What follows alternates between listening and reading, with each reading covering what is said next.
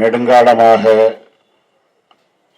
களத்திலும் அறிவுத்தளத்திலும் பணியாற்றி வருகின்ற எங்களுடைய நீண்டகால தோழர்கள் இந்த கூட்டத்திற்கு வருகை தந்திருக்கின்றார்கள். அவர்கள் உள்ளிட்ட அனைவரையும் வணங்குகின்றேன். அன்பு உறவுகளே, ஒரு 80 ஆண்டுகளுக்கு முன்பாக இந்திய ஒன்றியத்தை ஆங்கில கிழக்கிந்திய கம்பெனி அந்த ஆங்கில கிழக்கிந்திய கம்பெனியோடு இணைந்து இங்கிலாந்து நாட்டை சார்ந்த வெள்ளைக்காரர்கள் இந்த நாட்டை அடிமைப்படுத்தி இருந்தார்கள். அதற்கு எதிராக இந்திய ஒன்றியம் முழுக்க ஒரு வீரம் எறிந்த விடுதலை போராட்டம் ஏறக்குறைய 300 ஆண்டுகள் நடைபெற்றது. இந்த வரலாற்றை நீங்கள் படித்திருப்பீர்கள். அன்றைக்கு வெள்ளைக்காரன் காலத்தில் ஒரே ஒரு ஆங்கில கிழக்கிந்திய கம்பெனி மட்டும்தான் உங்களையும் என்னையும் அடக்கி ஆண்டது. ஆனால் சுதந்திர இந்தியாவில்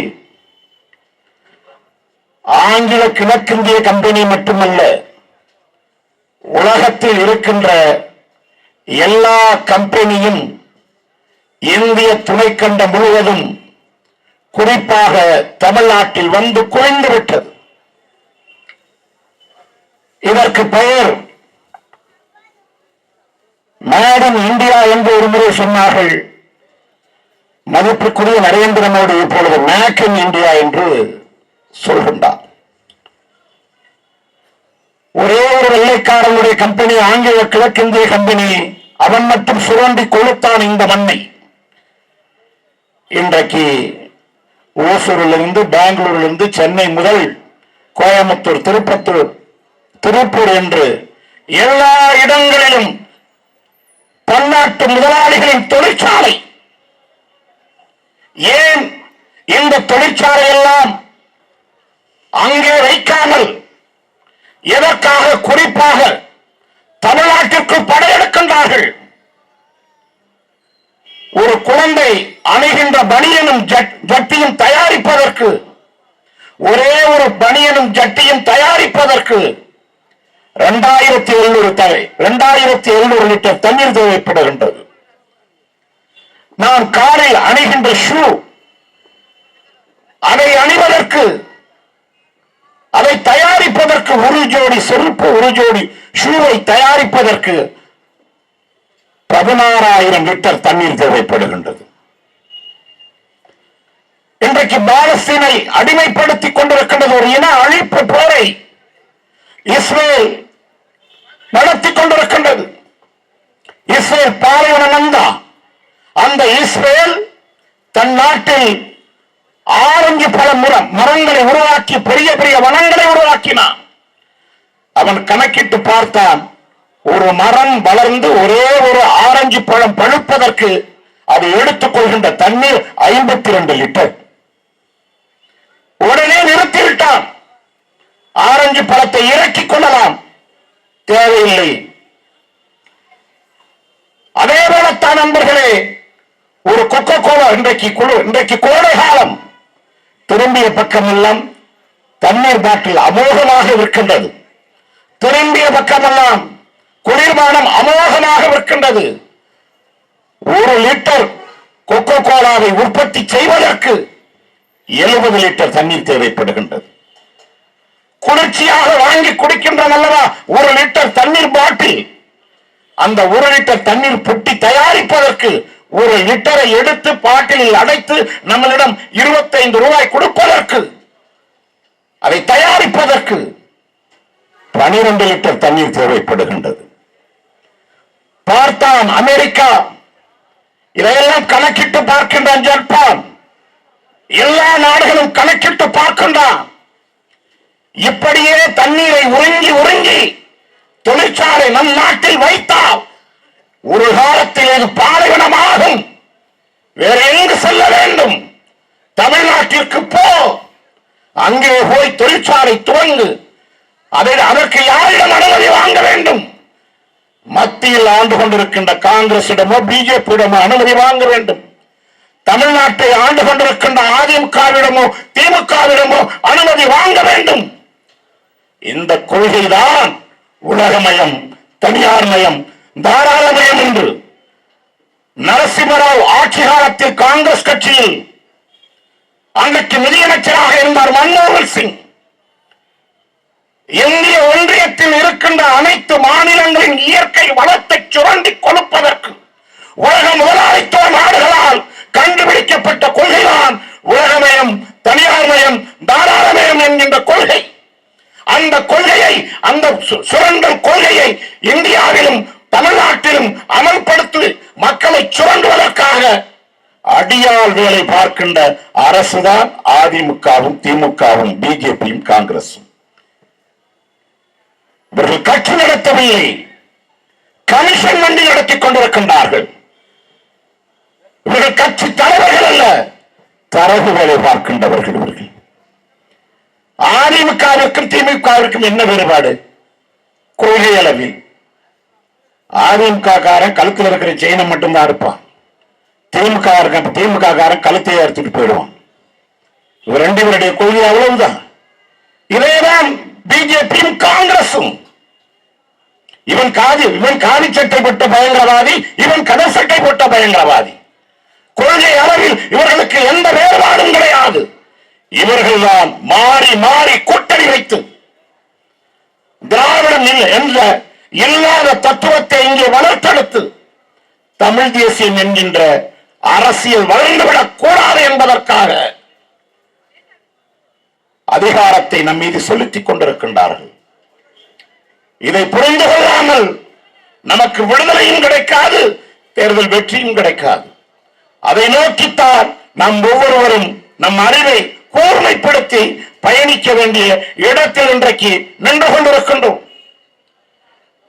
இது ஏனைய கட்சிகளுக்கு தேர்தல் களம், நாம் தமிழர் கட்சிக்கு யுத்தகலம் என்பதை மறந்து விடாதீர்கள் நம் உறவுகளே.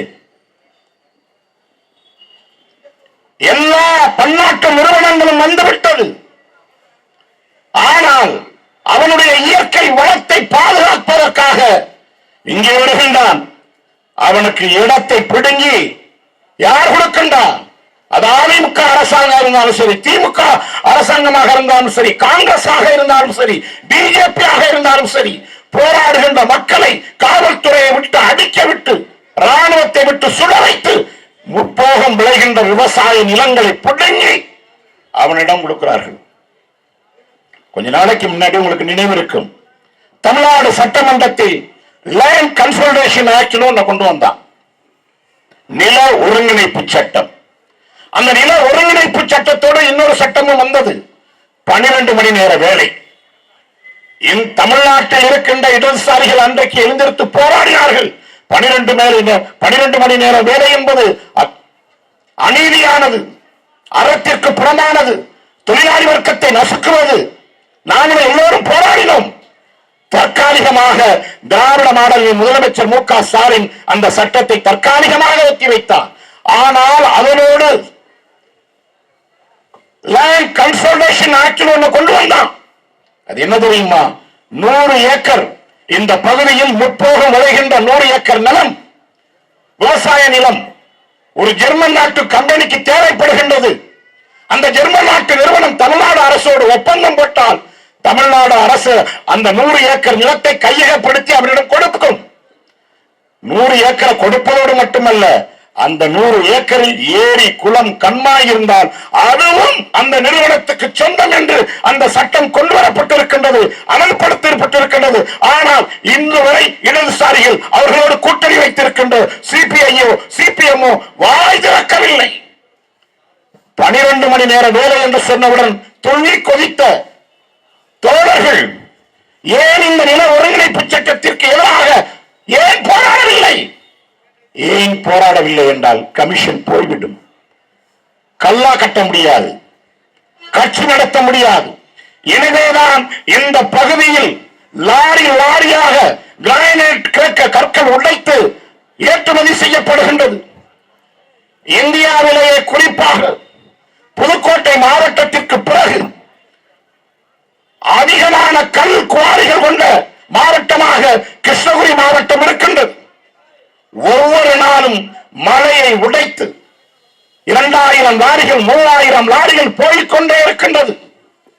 கல் குவாரிகளினால் இந்த பகுதியில் இருக்கின்ற கிராமங்களில் மக்கள் வசிக்க முடியவில்லை, விவசாயம் செய்ய முடியவில்லை. வாழ தகுதியற்ற ஒரு நாடாகவும் வாழ தகுதியற்ற மண்ணாகவும் கிருஷ்ணகிரி மாறிக்கொண்டிருக்கின்றது. நண்பர்களே, யோசியுங்கள், இதற்கு யார் காரணம் என்பதை தயவு செய்து சிந்தித்து பாருங்கள். இந்த நிலை இன்னும் 10 ஆண்டுகள் நீடித்தால் சோமாலியா நாட்டு மக்களுக்கு என்ன நேர்ந்ததோ அது தமிழ்நாட்டிற்கும் கிருஷ்ணகிரிக்கும் ஏற்படும். வளமிக்க சோமாலியா நாடு. இதே போலதான் அமெரிக்கா உள்ளே புகுந்தான். முப்போகம் விளைவித்த விவசாயத்தில் கொடிகட்டி பறந்தார்கள் சோமாலியா மக்கள். தற்சார்பு பொருளாதாரத்தோடு அரசாங்கத்தை நம்பியில்லாமல் உழைத்து முன்னேறிய மக்கள். அவரிடம் ஆசை காட்டினான். எவ்வளவு காலத்துக்கு நீங்க விவசாயம் செய்ய போறீங்க? தொழிற்சாலையை கொண்டு வர்றோம், உங்கள் வீட்டு பிள்ளைக்கு நல்ல நல்ல வேலையை பெற்றுத் தருகின்றோம், பல லட்சம் சம்பளம் தருகின்றோம் என்று அந்த மக்களும் ஏமாந்து போய் அமெரிக்காவின் சூழ்ச்சியை அறியாமல் தாங்கள் ஆண்டாண்டு காலம் உழைத்து வந்த விவசாய நிலங்களை கொடுத்தார்கள். அவன் எண்ணெய் கம்பெனி வைத்தான், தோல் தொழிற்சாலை வைத்தான், பல நிறுவனங்களை வைத்தான். அங்கே இருக்கின்ற நீர் வளங்களை ஒருங்கினான், இயற்கை வளங்களை சூறையாடினான், கடல் வளங்களை சூறையாடினான். எல்லாவற்றையும் சூறையாடிய பிறகு சோமாலியா சுடுகாடு போல் காட்சியளித்தது. ஏமாந்த மக்கள் இன்றைக்கு கடலில் கொள்ளைக்காரர்களாக மாறி நிற்கின்றார்கள். இதே நிலை இங்கே வரும், விரைவில் வரும். இயற்கை வளங்கள் நம் கண் முன்னால் கொள்ளையடிக்கப்பட்டுக் கொண்டிருக்கின்றது. அரசாங்கத்தின் உதவியோடு அண்டை மாநிலம் பக்கத்தில் கேரளா இருக்கு, கர்நாடகா இருக்கு.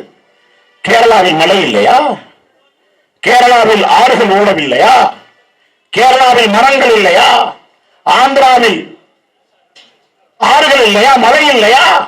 மணல் இல்லையா? அங்கே சட்டம் ஏற்றிருக்கின்றான் அரசாங்கம்.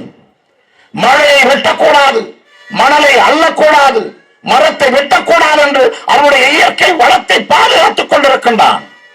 ஆனால் இங்கே இருக்கின்ற அரசுகள் என்ன செய்கின்றது? ஒவ்வொரு நாளும் இங்கிருந்து கடத்தி அனுப்பிட்டு இருக்கிறான். அன்பு நண்பர்களே, இந்த மேற்கு தொடர்ச்சி மலை என்பது கன்னியாகுமரியில் ஆரம்பித்து குஜராத் மாநிலம் வரை நீண்டு நெடிந்து கிடக்கின்றது. ஏறக்குறைய 850 கிலோமீட்டர். இந்த மேற்கு தொடர்ச்சி மலையை பற்றி யுனெஸ்கோ என்கின்ற ஒரு நிறுவனம் சொல்கின்றது. உலக பூமி பந்து தோன்றுகின்ற பொழுது முதலில் தோன்றிய மலை இந்த மேற்கு தொடர்ச்சி மலை. உயிரினங்கள் தோன்றுவதற்கு முன்பாகவே தமிழ்நாட்டின் ஆகச் சிறந்த வளம் கொண்ட மலைதான் இந்த மேற்கு தொடர்ச்சி மலை. இங்கேதான் தென்னிந்தியாவில் உற்பத்தியாகின்ற எல்லா ஆறுகளும் மேற்கு தொடர்ச்சி மலையிலும் தான் உற்பத்தியாகின்றது. காவிரி, தென்பெண்ணை, பாலாறு, கோதாவரி எல்லா ஆறுகளும் ஆந்திராவிற்கு உற்பத்தியாகின்ற ஆறுகள் எங்கே? இதே மேற்கு தொடர்ச்சி மலையில் தான் போய் அங்கிருந்துதான் உருவாகின்றது. கேரளாவில் உற்பத்தி ஆகி அங்கே பாய்கின்ற நதிகள் எல்லாம் இதே மேற்கு தொடர்ச்சி மலையில் இருந்துதான் உற்பத்தி ஆகின்றது. தமிழ்நாட்டிற்கு ஓடி வருகின்ற ஆறுகள் அனைத்தும் இதே மேற்கு தொடர்ச்சி மலையில் இருந்தால் உற்பத்தியாகி வருகின்றது. அதனால்தான் உலக சுற்றுச்சூழல் ஆர்வலர்கள் சுற்றுச்சூழலை பாதுகாக்க வேண்டும் என்று போராடுகின்றவர்கள் யுனெஸ்கோ உட்பட தென்னிந்தியாவின் தாய்மடி மேற்கு தொடர்ச்சி மலை.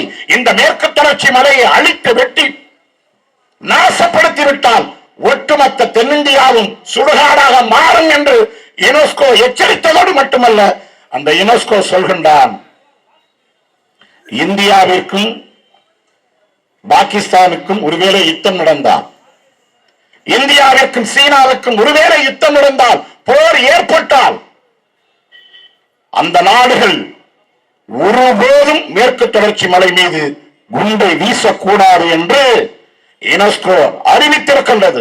எதற்காக? பல உயிரினங்கள் வாழ்ந்து இனப்பெருக்கம் செய்கின்ற ஒரு மிகப்பெரிய வாழ்விடம்தான் மேற்கு தொடர்ச்சி மலை. அபூர்வமான மரங்கள், மூலிகைகள், உயிரினங்கள், பறவை இனங்கள், பூச்சி இனங்கள், வண்டு இனங்கள். அது மட்டும் இல்ல நண்பர்களே, இந்த மேற்கு தொடர்ச்சி மலை முழுக்கவும் சோலைவன காடுகள் இருக்கின்றது. இந்த சோலைவன காடுகள் தான் பசுமை குடிலை வானில் உற்பத்தி செய்கின்றது. இந்த பசுமை குடில் தான் கரு மேகங்களாக உருவெடுக்கின்றது. இந்த கரு மேகங்கள் மீது மேற்கு தொடர்ச்சி மலையில் இருக்கின்ற இந்த கிருஷ்ணகிரி பக்கம் மலையில் இருக்கின்ற மரங்கள் எல்லாம் குளிர்ந்த காற்றை வீசுகின்றது. இந்த குளிர்ந்த காற்று தான் மழையாக பொழிகின்றது. மழையாக பொழிகின்ற நீரை அந்த மேற்கு தொடர்ச்சி மலையில் இருக்கின்ற புற்கள் வாங்கி சேமித்துக் கொள்கின்றது. அந்த சேமித்த நீர் தான் கொஞ்சம் கொஞ்சமாக சுனையாக ஊற்றாக பெருகி பெருகி பெருகி பெருகி ஆறாக வந்து அருவியாக ஒகேனக்கலில் வந்து விழுகின்றது. அப்ப தளிர சிபிஐ கட்சியில இருக்கின்ற இந்த சட்டமன்ற உறுப்பினர் தலி ராஜசேகரன் அவர்கள், ராமச்சந்திரன் அவர்கள் ஏற்கனவே கம்யூனிஸ்ட் மார்க்சிஸ்ட் கம்யூனிஸ்ட் கட்சியில் இருந்தாரு. வேற இதுல கொடுமை என்ன தெரியுமா? மார்க்சிஸ்ட் கம்யூனிஸ்ட் கட்சியை இருக்கையில ஒரு கொலையா பண்றாரு. கொலையா பண்ணணும் கட்சி வெளியேற்றுது. அவரை சிபிஐக்கு வர்றாரு. சிபிஐ கொடுமை என்ன தெரியுமா? சிபிஐல தேர்தலில் நின்று போட்டி போடுறாரு கட்சியில அதிகாரப்பூர்வமா. அவரை எதிர்த்து இவர் சுயேட்சையா நிக்கிறாரு. பணத்தை கொடுத்து வெற்றி பெறாரு. கடைசியில கட்சி சார்பா போட்டியிட்டு அவரை தூக்கி போட்டுட்டு இந்த கொலைகார ராஜசேகரன் ஐயாவை தூக்கி கட்சியில சேர்த்துக்கிறாங்க. இவர் மட்டுமே கொள்ளையடித்த வளங்கள் எத்தனை ஆயிரம் வளங்கள் தெரியுமா? அதே போல அரசாங்க உதவியோடு அமைச்சர்கள், இது ஏற்கனவே அதிமுகவில் ஆண்டவர்கள், பாரதிய ஜனதா கட்சிக்கு சொந்தக்காரர்கள், திமுகவிற்கு சொந்தக்காரர்கள் என்று பல பேருடைய கல் குவாரிகள் இந்த மேற்கு தொடர்ச்சி மலையை ஒவ்வொரு நாளும் உடைத்து கொண்டு போய் கொண்டே இருக்கின்றார்கள். நீங்கள் என்ன செய்ய போகின்றீர்கள் என்பதுதான் கேள்வி. ஏன் தேன் கனி கோட்டை, தேனும் கனிகளும் இங்கே உற்பத்தியாகி ஒரு கோட்டை போல் இருந்தது என்பதற்காகத்தான் இதற்கு தேன்கனி கோட்டை என்று பெயர் வைத்தார்கள். தொல்காப்பியன் சொல்வான், எல்லா சொல்லும் பொருள் குறித்தனவே என்று. தமிழில் பிறந்த சொற்கள் எந்த சொற்களுக்கும் பொருள் இல்லாமல் இல்லை. அப்படி பொருள் ஒழிந்த சொல் இந்த தேன்கனி கோட்டை. சுற்றிலும் காய்கறிகள் விளைகின்றது, சுற்றிலும் மலர் சாகுபடி. இன்றைக்கு ரோஜா இந்த பகுதியில் அதிகமாக விளைகின்றது. இந்த ரோஜா பூக்கள் அதிகமாக விளையும் பொழுது அதை சேமித்து வைத்து அந்த ரோஜா பூக்களை பயன்படுத்தி வாசனை திரவியம் சென்ட் தொழிற்சாலை அமைக்கலாம். அரசாங்கம் செஞ்சிருக்கா? ரோஜா பூக்களை வாங்கி ஒரு பெரிய கிடங்கில் சேமித்து ஒரு குளிர்சாதன அரங்கில் சேமித்து வைப்பதற்கு இந்த அரசாங்கம் ஏதாவது ஏற்பாடு செய்திருக்கின்றதா? இந்தியா சுதந்திரம் பெற்று 75 ஆண்டுகளாகின்றது. திராவிட முன்னேற்ற கழகம் அதிகாரத்திற்கு வந்து, திராவிட கட்சிகள் அதிகாரத்திற்கு வந்தது 1967, 2024 நடந்து கொண்டிருக்கின்றது. இதுவரை இந்த பகுதியில் விளைகின்ற காய்கறிகளை எல்லாம் சேமித்து அதை விற்பதற்கு அரசாங்கம் ஏதாவது ஒரு திட்டத்தை செய்திருக்கின்றதா? மலருக்கு செய்யவில்லை, காய்கறிகளுக்கு செய்யவில்லை, பழங்களுக்கு செய்யவில்லை. எந்த திட்டங்களையும் இந்த பகுதியில் விளைகின்ற விவசாயிகளுக்காக, அந்த விவசாய பொருட்களை சேமித்து வைப்பதற்காக எந்த திட்டங்களையும் செய்யாத, இதுநாள் வரை செய்யாத தேசிய கட்சிகளுக்கும் திராவிட கட்சிகளுக்கும் எதற்காக நீங்கள் வாக்கு செலுத்துகின்றீர்கள்? தயவு செய்து சிந்தித்து பாருங்கள். டென்மார்க் என்கின்ற ஒரு நாடு, அந்த டென்மார்க் நாட்டில் பால் மட்டும்தான் உற்பத்தி செய்யப்படுகின்றது. உலகத்திற்கே இன்றைக்கு பால் பவுடர், பால் டின், பால் சம்பந்தப்பட்ட எல்லா பொருட்களையும் டென்மார்க் இன்றைக்கு ஏற்றுமதி செய்து உலகத்தின் பொருளாதார வளமிக்க நாடாக டென்மார்க் விளங்குகின்றது. அதே போலதான் கீபா, உலகத்தின் சர்க்கரை கிண்ணம் என்று கீபா அழைக்கப்படுகின்றது. அந்த கீபாவில் வெறுமனே அங்கே விளைவது கரும்பு மட்டும்தான். இன்றைக்கு உலக நாடுகளுக்கு வெண் சர்க்கரை, சுகர், அதை உலக நாடுகளுக்கு முழுக்க கீபாவிலிருந்துதான் ஏற்றுமதி செய்யப்படுகின்றது. அந்த நாடு தன் சொந்த நாட்டு மக்களுக்கு கல்வியையும் மருத்துவத்தையும் எப்படி ஒரு நாட்டின் அதிபருக்கு கிடைக்கின்றதோ அதே போல தரமான கல்வியை, தரமான மருத்துவத்தை கீபா, சின்னஞ்சிறு கீபா அமெரிக்க வல்லாதிக்கத்தை எதிர்த்து ஒரு மாபெரும் புரட்சியின் மூலம் ஒரு சோசலிச புரட்சியை நடத்தி அங்கே அதிகாரத்திற்கு வந்தான் பிடல் காஸ்ட்ரோவும் எர்னாஸ்டோ சே குவேராவும். தன் சொந்த நாட்டு மக்களை பிச்சை எடுக்காமல், தன் சொந்த நாட்டு மக்களை வேலை இல்லாத திண்டாட்டத்தை ஒழித்து அவன் படிப்புக்கேற்ற வேலைக்கேற்ற ஊதியத்தை கீபா நாடு கொடுக்கின்றது. அது மட்டுமில்லை நண்பர்களே, எந்த அமெரிக்கா கீபாவை அடிமைப்படுத்துவதற்கான வேலையை செய்தானோ இன்றைக்கு அமெரிக்கா நாடே தன் நாட்டு மக்களுக்கு இலவசமாக மருத்துவ கல்வியை கொடுக்க முடியவில்லை. அந்த அமெரிக்கா மாணவர்களுக்கு கூட கீபாவில் இலவச கல்வியை கீபா கொடுக்கின்றது என்றால் அதுதான்டா சிறந்த நாடு, அதுதான் ஆட்சி. ஒரு சின்னஞ்சிறு நாடு கீபா வெறும் சர்க்கரையை மட்டும் வைத்து தன் நாட்டு மக்களுக்கு தேவையானதை செய்து கொடுக்க முடிகின்றது. ஒரு சின்னஞ்சிறு நாடு டென்மார்க் அங்கே இருக்கின்ற பாலை மட்டுமே நம்பி அவன் அங்கே மக்களை அதிகாரம் செலுத்துகின்றான். தன் நாட்டு மக்களுக்கு எல்லாத்தையும் பெற்று தருகின்றான். ஒரு சின்னஞ்சிறு நாடு பின்லாந்து உலகின் மிகச்சிறந்த கல்வியை அந்த நாடு கொடுக்கின்றது. பின்லாந்து அமெரிக்காவால் கொடுக்க முடியவில்லை. உலக ஏகாதிபத்தியம். அமெரிக்காவுக்கு நிகராக பொருளாதார வல்லரசாக இருக்கின்ற சீனாவால் தரமான கல்வியை ஆரம்ப கல்வியிலிருந்து ஆராய்ச்சி கல்வி வரை இலவசமாக தன் நாட்டு மக்களுக்கு கொடுக்க முடியவில்லை. ஆனால் பின்லாந்து கொடுக்கின்றான். சிங்கப்பூர் கொடுக்க முடியவில்லை. மலேசியா கொடுக்க முடியவில்லை. ஜெர்மன் கொடுக்க முடியவில்லை. பிரான்ஸ் கொடுக்க முடியவில்லை.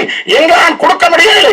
உலகில் இருக்கின்ற முதல் வல்லரசு நாடுகள் எல்லாம் ஐநாவின் வீட்டு அதிகாரத்தை பயன்படுத்தி உலகத்தின் எல்லா நாடுகளையும் அடிமைப்படுத்தி வைத்திருக்கின்ற முதல் 6 நாடுகளால் தன் நாட்டு மக்களுக்கு ஆரம்ப கல்வியிலிருந்து ஆராய்ச்சி கல்வி வரை இலவசமான கல்வியை கொடுக்க முடியாத பொழுது சின்னஞ்சிறு நாடு பின்லாந்து கொடுக்கின்றான் என்றால் அங்கே ஆட்சி அதிகாரம் செலுத்துவது வந்தால் உண்மையான தலைவனாக இருக்க முடியும்.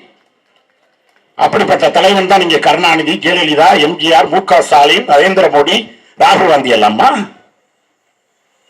நினைத்து பாருங்கள். ராகுல் காந்திக்கு முடியவில்லை என்றால் இங்கிலாந்து போறார். சோனியா காந்திக்கு முடியவில்லை என்றால் அமெரிக்கா. நம்மளை ஆளுகின்ற திராவிட முதலமைச்சர் அவருக்கு உடம்பு முடியவில்லை இங்கிலாந்து, பிரான்ஸ் போறார். கருணாநிதிக்கு உடல்நிலை சரியில்லை என்றால் காவிரி மருத்துவமனைக்கு போவார். ஜெயலலிதாவுக்கு உடல் சரியில்லை என்றால் அப்போலோவுக்கு போவார்.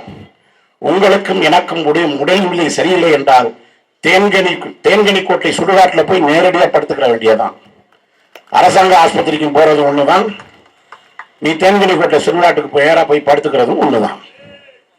இந்த லட்சணத்தில் தான் இந்த ஆட்சிகள் நம்மளை இதுவரை அதிகாரம் செலுத்தி கொண்டு. நினைச்சு பாருங்க நண்பர்களே, ஒரு சின்னஞ்சிறு நாடு சிங்கப்பூர் 1964 சிங்கப்பூர் என்கின்ற நாடு உலக வரைபடத்தில் இல்லை, மலேசியா நாட்டோடு சேர்ந்து இருந்தது. அன்றைக்கு சிட்டி ஆஃப் சிங்கப்பூர் என்று வெள்ளைக்காரனால் அழைக்கப்பட்டது. 65ஆம் ஆண்டு மலேசியாக்காரன் என்ன செய்கின்றான்? சிங்கப்பூர் மக்களே, நீ என்னோடு சேர்ந்திருக்க வேண்டாம், தயவு செய்து தனியா போய் என்று கழட்டி விட்டுட்டான். ஒரு சின்னஞ்சிறு நாடு நாடல்ல, அன்றைக்கு ஒரு சிறு நகரம். சென்னை கூட பெரிய நகரம். சென்னையை விட சிறியது சிங்கப்பூர். அந்த தேசத்தை தனி நாடாக போ என்று மலேசியா விரட்டி விட்டுட்டான். 1965 நடு தெருவில் இப்படிதான் வந்து நின்னா. இதே போன்ற ஒரு ஒளிவாங்கி மைக் அதன் முன்பாக நின்றான். சிங்கப்பூரின் ஃபாதர் ஆஃப் சிங்கப்பூரை உருவாக்கிய தந்தை சிற்பி என்று உலகத்தின் நாடுகளால் வரலாற்றால் போற்றப்படுகின்ற லீ குவான் யூ என்கின்ற அந்த தலைவன் இதே போன்ற ஒளிவாங்கியில் வந்து நின்றான். எனதருமை மக்களே, இன்றைக்கு உலக நாடுகள் மலேசியா என்கின்ற ஒரு தேசம் நம்மளை தனியாக தவிக்க விட்டு விட்டது. இன்றைக்கு நாம் தனி நாடு என்று உலக நாடுகள் சொல்கின்றன. ஆனால் இந்த உலக நாடுகள் சிங்கப்பூரை தொழுநோயாளிகளின் கூடாரம் என்று எள்ளி நகையாடுகின்றார்கள், கேலி பேசுகின்றார்கள், கிண்டல் பேசுகின்றார்கள். விபச்சாரிகளின் கூடாரம் என்று சிங்கப்பூரை சொல்கின்றார்கள். இந்த எனதருமை மக்களே, என் இரு கரங்களை பற்றிக் கொள்ளுங்கள். இந்த சிங்கப்பூர் தேசத்தை யாரெல்லாம் கிண்டலும் கேலியும் செய்தார்களோ அந்த நாடெல்லாம் நம் நாட்டில் வேலை பார்க்க ஒரு காலத்தில் ஓடி வர வேண்டும். வாருங்கள் வாருங்கள் வாருங்கள் என்று அழைத்த போது அந்த லீ குவான் யூ என்கின்ற தலைவருடைய கரத்தை பற்றி முதலில் நின்றது நம்மளுடைய தமிழர்கள். வரலாறு லேக்கானி எழுதின ஆட்டோபயோகிராபி, இந்த சிங்கப்பூர் நாடு எப்படி உருவானது என்ற ஆட்டோபயோகிராபி எழுதியிருக்கிற சுய வரலாற்றை வாங்கி படித்து பாருங்கள். ஏறக்குறைய 2500 பக்கம் அதில் எழுதியிருக்கின்றான் அவன். அதனால்தான் இன்றைக்கு சிங்கப்பூரில் தமிழ் ஒரு ஆட்சி மொழியாக இருக்கின்றது. அந்த நன்றி கடன், அந்த தேசத்தின் வளர்ச்சிக்காக உழைத்தவர்கள் தமிழர்கள். எனவேதான் சிங்கப்பூரில் நம்முடைய தாய்மொழி தமிழுக்கு அங்கீகாரம் கொடுத்து தமிழும் ஒரு ஆட்சி மொழியாக, நிர்வாக மொழியாக சிங்கப்பூரில் இன்றைக்கு அதிகாரம் செலுத்திக் கொண்டிருக்கின்றது. அதே காலகட்டத்தில் தான் அறிஞர் அண்ணா அவர்கள் அடைந்தால் திராவிட நாடு இல்லையே சுடுகாடு என்ற கோரிக்கையை தூக்கிவிட்டெறிந்துவிட்டு 1967 11 கட்சிகளோடு கூட்டணி வைத்து திராவிட முன்னேற்ற கழகத்தை அரியணையில் ஏற்றுகின்றார். அங்கே ஈக்கணியு பிரதமராகின்றார், இங்கே முதல்வராகின்றார் அறிஞர் அண்ணா. இன்றைக்கு சிங்கப்பூரே உலகம் வியக்க பார்த்துக் கொண்டிருக்கின்றது. ஒரு நாளாவது சிங்கப்பூரை பார்த்து விட மாட்டோமா, சிங்கப்பூருக்கு வேலை செய்து விட மாட்டோமா என்று ஏங்கிக் கொண்டிருக்கின்றோம். படித்து முடித்தவுடன் சிங்கப்பூரில் வேலை கிடைக்குமா என்று தமிழ்நாட்டு பல பகுதிகளில் சிங்கப்பூரில் போய் வேலை பார்க்கின்றோம். அதே காலகட்டத்தில் தானே அதிகாரத்தை திராவிட கட்சிகளோடு கொடுத்தோம். ஏன் சிங்கப்பூர் போல் தமிழ்நாடு உயரவில்லை? கேட்டீர்களா? மாறி மாறி வாக்கு செலுத்தீர்களே, அவர்கள் தானே மீண்டும் மீண்டும் உங்களிடத்தில் வாக்கு கேட்டு வருகின்றார்கள். நான் இவ்வளவு படித்தேன், என் தாயும் தந்தையும் 30 லட்சம் ரூபாய் 40 லட்சம் ரூபாய் செலவு செய்து என்னை பொறியியல் படிக்க வைத்தார்கள். பொறியியல் படித்ததோடு மேலே படித்தேன் MPA, master of business administration. அதையும் படித்தேன். படித்துவிட்டு இப்பொழுது வேலை இல்லாமல் ஸ்விக்கியில் சேர்ந்து சாப்பாடு வித்துக்கிட்டு இருக்கின்றேன் மாதம் 15,000 ரூபாய்க்கு. ஏன் சிங்கப்பூர் மாறி உங்களால் இந்த நாட்டை ஆள முடியவில்லை? உங்களை நம்பிதானே வாக்கு செலுத்தினோம் என்று கருணாநிதியிடமும் எம்ஜிஆரிடமும் ஜெயலலிதாவிடமும் OPS இடமும் EPS இடமும் மத்தியில் ஆண்ட காங்கிரசிடம் பிஜேபியிடம் கேட்டிருந்தால் தமிழன் தன் நிலை உணர்ந்து இந்த இனம் என்றைக்கோ விடுதலை பெற்றிருக்கும். ஐயா வீரப்பன் அவர்களும் தீவிரவாதி என்று இன்றைக்கு அழைக்கப்பட்டிருக்க மாட்டார். நான் கேட்கவில்லை. இந்த செய்தியோடு நான் நிறைவு செய்கின்றேன். நண்பர்களை, அடுத்த வேட்பாளர் அவர்கள் பேச வேண்டும். எனது உறவுகளே, அதே லீக்ரானி தான் சொன்னான். அவன் சொன்னான், எங்களுக்கு ஒரு தேநீர் குடிக்க வேண்டும் என்றால், ஒரே ஒரு டீ, ஒரு காஃபி, ஒரு தேநீர் குடிக்க வேண்டும் என்றால் நாங்கள் 6 நாடுகளை சார்ந்திருக்கின்றோம். டென்மார்க்கில் இருந்து பால் வர வேண்டும், கீபாரில் இருந்து வெண் சர்க்கரை வர வேண்டும். வெண் சர்க்கரைன்னு சொன்னா புரியாது உங்களுக்கு, தமிழ்ல சுகர்னு சொன்னதான் புரியும். கீபாரில் இருந்து சுகர் வர வேண்டும், மலேசியாவில் இருந்து தண்ணீர் வர வேண்டும், இலங்கையில் இருந்து தேயிலை தூள் வர வேண்டும். அந்த டீயை போட்டு தருவதற்கு தமிழ்நாட்டில் இருந்து எங்களுக்கு வேலையாள் வர வேண்டும். எதுவுமே இல்லாத நாங்கள் 6 நாடுகளை சார்ந்திருந்தாலும் இன்றைக்கு உலகத்தில் உள்ள எல்லோரும் என் நாட்டில் வேலை பார்க்கின்றார்கள். ஆனால் எல்லா வளமும் இருக்கின்ற தமிழ்நாட்டில் நீங்கள் ஏனடா சிங்கப்பூரில் வந்து இப்படி மாங்குன்னு குளிக்கு மாரடிக்கின்றீர்கள் என்று வெக்கம் நம்மளை நாண்டுகிட்டு சாகிறது போல் அந்த தலைவன் கேட்டான். எல்லா வளமும் இங்கே இருக்கின்றது. ஆனாலும் வறுமை ஒழியவில்லை, ஏழ்மை ஒழியவில்லை, பட்டினி ஒழியவில்லை, லஞ்சம் ஒழியவில்லை, ஊழல் ஒழியவில்லை, வேலையில்லாத திண்டாட்டம் ஒழியவில்லை, மதச்சண்டை ஒழியவில்லை, சாதி சண்டை ஒழியவில்லை, கூலிப்படை கலாச்சாரம் ஒழியவில்லை, சாராயம் குடிப்பது ஓயவில்லை. எங்கு பார்த்தாலும் போராட்டம் போராட்டம் போராட்டம். எனக்கு தேர்தல், எனக்கு அதிகாரம். உங்களுக்கு அறுக்க தெரியாதவங்க கையில் 64 கருக்கருவா என்று பழமொழி உண்டு. இவனுக்கு எதற்கு அதிகாரம்? அப்ப இங்க என்ன தேவைப்படுகின்றது? நேர்மையும் உண்மையும் இந்த மண்ணையும் மக்களையும் மொழியையும் இயற்கை வளத்தையும் நேசிக்கின்ற ஒரு தலைவன் இங்கே தேவைப்படுகின்றார். அந்த தலைவன் தான் நாம் தமிழர் கட்சியின் சீமானம். அதற்காகத்தான் இந்த தேர்தல் களத்தை நாங்கள் யுத்தகலம் என்று சொல்கின்றோம். அவர்கள் பணத்தை நம்பி நிற்கின்றார்கள், நாங்கள் இந்த இனத்தை நம்பி நிற்கின்றோம். உங்களுக்கு இந்த இனம் முக்கியமா, இல்லை தேர்தல் அன்பு தரப்போகின்ற பணம் முக்கியமா? நீங்கள் நீதியின் பக்கம் நிற்க போகின்றீர்களா, இல்லை அநீதியின் பக்கம் நிற்க போகின்றீர்களா? இதுதான் உங்கள் முன்னால் நாங்கள் வைக்கின்ற கேள்வி. என் அன்பு உறவுகளே, ஒவ்வொரு வாக்கும் என்பது தமிழ் இனத்தின் உரிமை என்பதை மறந்து விடாதீர்கள். எல்லா உரிமையும் திராவிடமும் எல்லா உரிமையும் திமுகவும் அதிமுகவும் எப்போது அடகு வைத்தது? டெல்லியிடம் பாரதிய ஜனதாவோடு திமுகவும் கூட்டணி வைத்தது, அதிமுகவும் கூட்டணி வைத்தது. காங்கிரசோடு திமுகவும் கூட்டணி வைத்தது, அதிமுகவும் கூட்டணி வைத்தது. இரண்டு கட்சிகளும் மத்திய மந்திரி சபையில் அங்கம் வகித்தார்கள். பாரதிய ஜனதாவிலும் அங்கம் வகித்தார்கள், காங்கிரசிலும் அங்கம் வகித்தார்கள். தமிழ்நாட்டின் உரிமைகளை அதிகம் டெல்லியிடம் கொண்டு போய் அடகு வைத்தது என்று பட்டிமன்றம் வைத்தார். திராவிட கட்சிகளே இதற்கு முற்று முதல் காரணம் என்று சிறு குழந்தை கூட சொல்லும். இன்றைக்கு ஸ்டாலின் சொல்கின்றார், உரிமை மீட்போம், உரிமை மீட்கும் குரல் ஸ்டாலின். தமிழ்நாட்டின் உரிமையெல்லாம் யார் காலத்தில் இழந்தோம்? ஒரே மேடையில் விவாதிப்பதற்கு தயாரா? என் நண்பர்களே, இந்த அரசியலை நுட்பமாக விளங்கிக் கொள்ளுங்கள். இருக்கின்ற உரிமையை காப்பதற்கும் இழந்த உரிமையை மீட்பதற்கும் இந்த தேர்தல் களத்தில் இந்த தொகுதியில் போட்டி போடுகின்ற எங்கள் ஐயா வனக்காவலின் மகள் வித்யா வீரப்பன் அவர்களுக்கு இந்த ஒளிவாங்கி சின்னத்தில் வாக்களிப்பது என்பது வெறும் ஓட்டு போடுகின்ற விஷயம் அல்ல. இது ஒரு வரலாற்று கடமை, ஒரு வரலாற்று கடமை. நண்பு உறவுகளே, 1984 ஆண்டு அக்டோபர் மாதம் இந்திரா காந்தி தன்னுடைய மெய் காப்பாளர்களால் சுட்டுக் கொல்லப்படுகின்றார். 84 ஆண்டு சுட்டுக் கொல்லப்படுகின்றார் அக்டோபர் மாதம். எதற்காக சிங்குகள் சுட்டுக் கொண்டான்? இந்திரா காந்தியை பாதுகாக்கின்ற படையணி மெய் காப்பாளர்களாகவே பாரத பிரதமராக இருந்த இந்திரா காந்தி சுட்டுக் கொல்லப்படுகின்றார். எதற்காக? அதே 1984 ஆண்டு ஜூன் மாதம் பொற்கோயிலுக்குள் இந்திய ராணுவத்தை அனுப்பினார்.